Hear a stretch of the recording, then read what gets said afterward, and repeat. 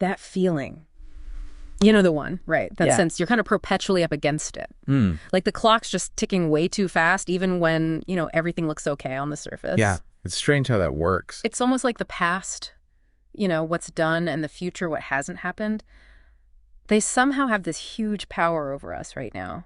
It's really striking how universal that feeling is. It's not just a passing thought. It really shapes how we act, the stress we carry, our whole experience. Yeah. And as we've been digging into our sources, this fascinating picture starts to emerge. It suggests this isn't just random. It's not just you. Exactly. The stuff we've looked at points to this invisible architecture, almost like a hidden system, maybe even like a matrix, you could say. That's a good way to put it. And it seems to fuel these feelings. Regret, worry, that feeling of never quite having enough. Like there are these unspoken rules playing out. Right. And the goal of this deep dive, really, is to shine a light on that system.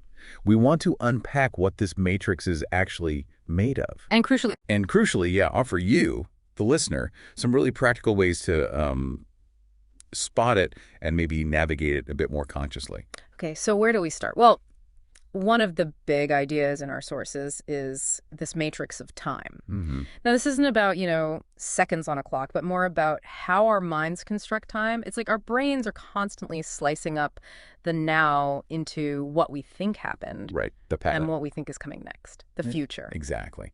And so the past becomes this place for, if-onlys, regrets. Oh, yeah. And the future turns into this source of what-ifs and just general anxiety. Right. And here's a really interesting bit from the neuroscience side. Our cortex, it seems, actually updates our perception of time about every 30 to 50 milliseconds. Oh, okay. That's fast. It is fast, but there's still a tiny lag, a gap between like raw reality and how we perceive it. And that tiny gap, that split second, that's something this psychological matrix can sort of, exploit. Yeah. Okay. Let's connect that to like daily life. Our sources link this matrix of time to really basic stuff.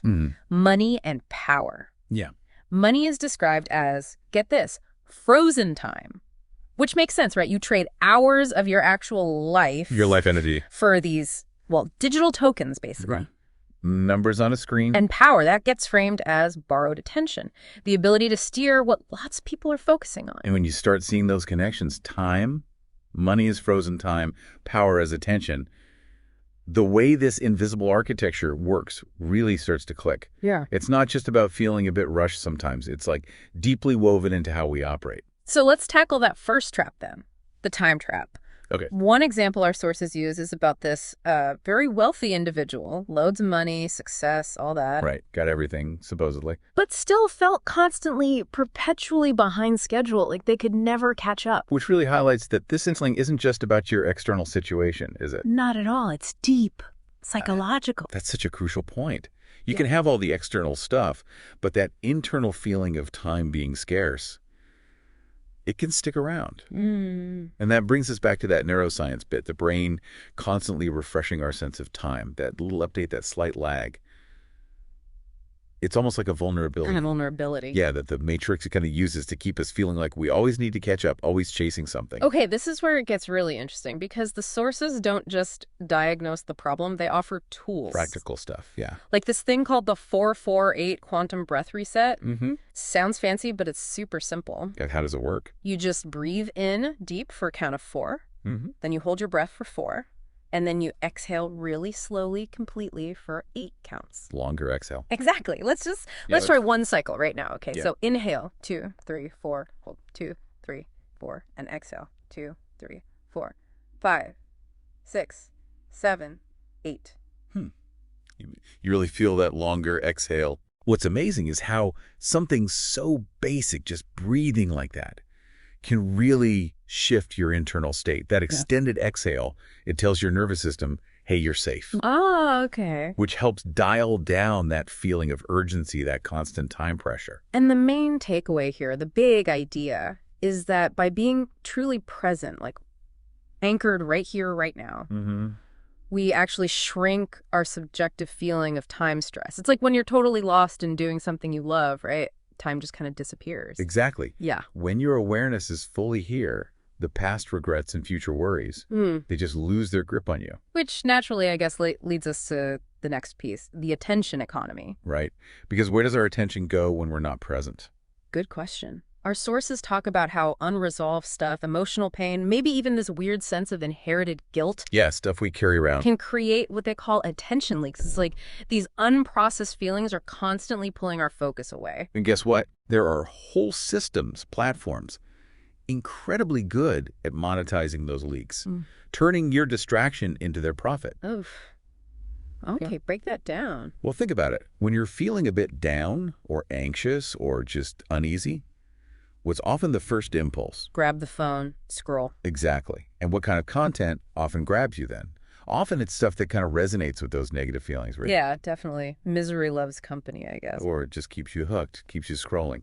Either way, you're glued, and that generates clicks, views, ad revenue. That really hit home. One source actually suggests you think back to your last proper doom scrolling session and try to pinpoint the emotion you were feeling right before you started scrolling. Was it boredom, anxiety, feeling inadequate? It's often quite revealing, isn't it, to see that link? Yeah. So how do we plug these attention leaks? Okay, another tool here. It's called the tri-loop audit. Sounds technical, but again, it's a quick daily check-in. Tri-loop. You just take a moment to notice and acknowledge any feelings of regret, worry, or what they call somatic pain. Somatic pain, like physical tension. Exactly. Tight shoulders, knot in your stomach, that kind of thing. And you just mentally label it. Seen. So like regret, seen. Anxiety, seen. Precisely. And for the somatic pain, maybe you even put a warm hand on the area and take 5 slow breaths. Yeah. Just acknowledge it. It sounds almost too simple. But what's the idea behind just saying seen? The idea is that by acknowledging these feelings without judging them or getting sucked into the story around them, you actually shift your brain activity. You move from that reactive, emotional part of the brain. The fight or flight part. Kind of, yeah. Towards the more rational thinking part, the prefrontal cortex. You restore its dominance, so to speak. Okay, so you're less reactive, more thoughtful. What's the real benefit? Well, you're less likely to get hijacked by those emotions and impulses, like grabbing your phone. You regain control. And the source says something really key here. Your attention is the only asset you truly own and can trade. Think about that for a second. Really let it sink in. Your attention. That's your real currency. Definitely gives you a different way to look at things. Yep. Okay, so we've got the time trap, these attention leaks. Now let's get into the illusions around money and power. Right. The source material really breaks down this common idea of wage labor. Essentially, you're exchanging your limited, your life hours, finite resource, for these digital tokens, money. And it can easily become this endless cycle, right? Chasing more tokens. Yeah, the hamster wheel. And a potential downside of just being stuck in that cycle is it can disconnect us from the actual value of our time, our life energy. How so? We get so focused on just getting more tokens, we don't always stop to think, what am I really giving up for this? Yeah. Thinking of money as your stored life energy, that can be a powerful reframing. So asking, is this purchase really worth this irreplaceable chunk of my life? Exactly. Is the trade worth it? Which leads nicely into this other method they suggest, the life energy ledger. Ah, yes, the ledger. It's a way to get really conscious about how you're spending those digital tokens, that stored life energy. How does it work? You look at your expenses, maybe monthly, and you categorize each one. Is it life-enhancing, genuinely brings joy, improves well-being? Is it status-seeking, buying stuff mainly to impress others or project an image? Or is it fear-mitigating spending out of anxiety, trying to avoid something bad? Right. Buying insurance maybe, or security systems? It could be. But the real gold, they say, is identifying the stuff that gives you really low joy per dollar. The things you spend on but don't actually get much satisfaction from. It forces that question again. Why am I really spending this energy? Is it truly enhancing my life? Or is it about image or fear? Yeah. Spotting those low joy expenses, they can free up a surprising amount of your life hours, your energy. The sources also talk about something called attention arbitrage. I found this really fascinating. Me too. Explain that one. It's the idea that focus, deep work, say 2 hours where you're completely dialed in, no distractions, can actually produce the same or maybe even more value than a whole week of scattered, multitasking, distracted effort. Wow. That really underscores the power of focus, doesn't it? Totally. When you can just shut out the noise and immerse yourself. The quality, the output, it just skyrockets. And to illustrate this idea, decoupling time from income, they use an example of a creator. So Okay. someone who put in a big chunk of focused effort wants to create, say, an ebook. Right, a one-time investment of deep work. Exactly. And now that ebook generates income over and over without them having to put in more hours directly. That's the shift towards leverage, isn't it? They explain leverage. Instead of constantly trading hours for dollars one-to-one, you build systems or create assets like that ebook that work for you. Ah, okay. So it frees up your time and energy. Precisely. You're no longer just selling your time, you're leveraging your past efforts or your systems. Okay, let's shift gears slightly to power. How does that fit into this matrix? Well, the sources suggest that power structures often maintain themselves by manipulating collective attention. Oh. Think about viral content or those perfectly curated social media feeds. They can often trigger feelings of envy or inadequacy. FOMO. Fear of missing out. Exactly. And when people feel like they're not enough, always needing more, well, they might be less likely to question the systems that make them feel that way. So even stuff that seems harmless, like just endless entertaining videos, could that also play a role by just keeping our attention occupied? That's a really insightful point. Absolutely. Anything that consistently captures and directs our collective focus, our collective attention, it can have that effect. When huge numbers of us are subtly guided towards certain stories, certain trends, the people influencing those trends hold significant power, even if the content itself feels benign. So how do we guard against that? How do we keep our own focus? Another simple practice offered is the 90-second vision calibration. Okay, 90 seconds. I like the sound of that. Yeah, something you do ideally each morning before you look at any screens. Before the phone. Okay. Just take 3 slow, deliberate breaths, and then consciously set 3 intentions for your day. What do you want to focus on? How do you want to feel? 3 breaths, 3 intentions. The idea is you're proactively setting your own internal compass first. You're sort of pre-encoding your neural feed, as one source puts it, Ah, nice phrase. against all the external stuff that's about to bombard you and try to grab your attention all day. Okay, wow. We've covered a lot of time, attention, money, power. Now let's get into these hidden game rules for mastery. Right, these are like the unspoken principles behind the matrix. Once you see them, you can navigate things differently. Like seeing the code. Kind of, yeah. Yeah. These are the deeper dynamics at play. The first one is called belief velocity. Belief velocity. It suggests that the strength, the conviction behind your beliefs can really shape your reality. Think of someone who just knows they can achieve something difficult. That deep belief often fuels the actions needed to actually make it happen. The speed and intensity of the beliefs matter. Okay, that makes sense. What's next? Second rule, reciprocal mirrors. This one's great for self-awareness. Reciprocal mirrors. Okay. It basically says when you find yourself really judging someone else, like really reacting strongly, pause. Ask yourself honestly, where does a similar pattern or tendency live inside me? Ooh, okay. Turning judgment outwards into a look inwards. Exactly. It's a mirror. Powerful.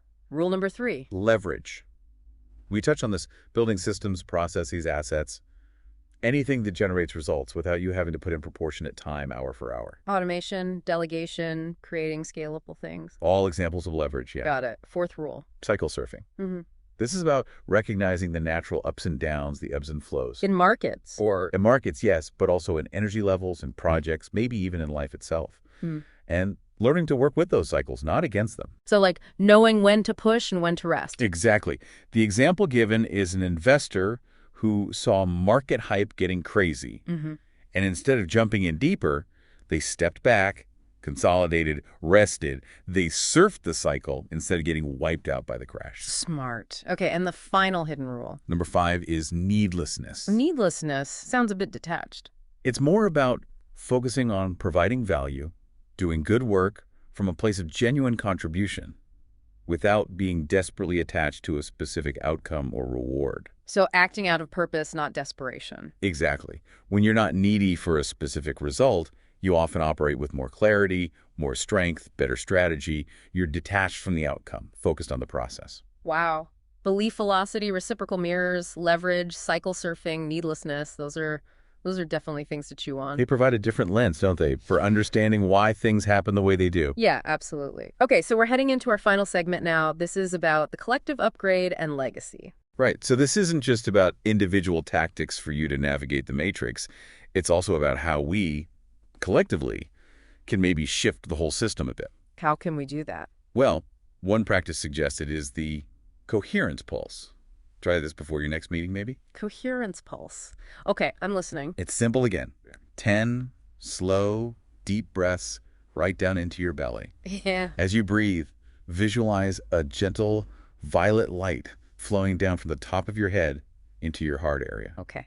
Violet light. And just hold a soft, relaxed smile. That's it? 10 breaths. What's the theory? Why do this before a meeting? The idea is that your own calm, centered nervous system can actually influence the energy of the whole room.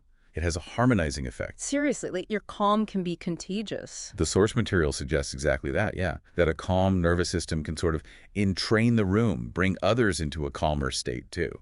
Have you ever noticed that? You know, I think I have. But someone walks in who's just really grounded and calm, it does seem to shift the vibe, doesn't it? It really can. It diffuses tension, makes things feel more open, more collaborative. Interesting. And this connects to the bigger idea of legacy transmission. Legacy transmission? Yeah, the idea that by simply sharing these tools, these ways of seeing things, these practices with other people, you're actually helping to weaken the grip of that collective matrix. You're spreading awareness, empowering others to also, play awake. So it's not just about fixing things for yourself, but helping others see the game, too. Exactly. It starts with you, but it ripples outwards when you share what works. That feels hopeful, actually, that small actions can add up. They really can. Okay. And now, we're actually going to take a moment, 60 seconds of shared silence. We'll transition from the sound of a ticking clock to just the steady rhythm of a calm heartbeat. Let's just be present for a moment. Silence transition. Okay. Now, maybe take 3 slow breaths first. Just settle. And then, if you feel moved to, we invite you to rate and review this deep dive. Notice the lack of urgency there. Practicing that needlessness. And you can find a PDF cheat sheet with all these protocols, the breathwork, the audits, all of it at link.com/matrixpod. alink.com/matrixpod. Yep. So the core message through all of this really is about presence, isn't it? Cultivating presence reclaims your attention. Your most valuable asset. And that focused attention, that's the fuel. It fuels meaningful work, fair exchange, maybe even real embodied joy. And wealth, influence. Yeah. Our sources suggest those tend to show up as natural side effects of living that way, not the things you desperately chase. Right. They're byproducts. You aren't here just to, get through life or escape it. You're here to author it. Author it. Moment by moment. Yeah. Interaction by interaction. Breath by breath. Yeah. Until that old script, the one about scarcity and fear, it just starts to read like ancient history, like fiction. So the invitation is play awake. Play away. And maybe here's a final thought for you to mull over. How might your choices, your day-to-day decisions actually shift if you truly deeply believed that time wasn't this thing constantly running out, but an infinitely renewable resource, always accessible right here in the present moment?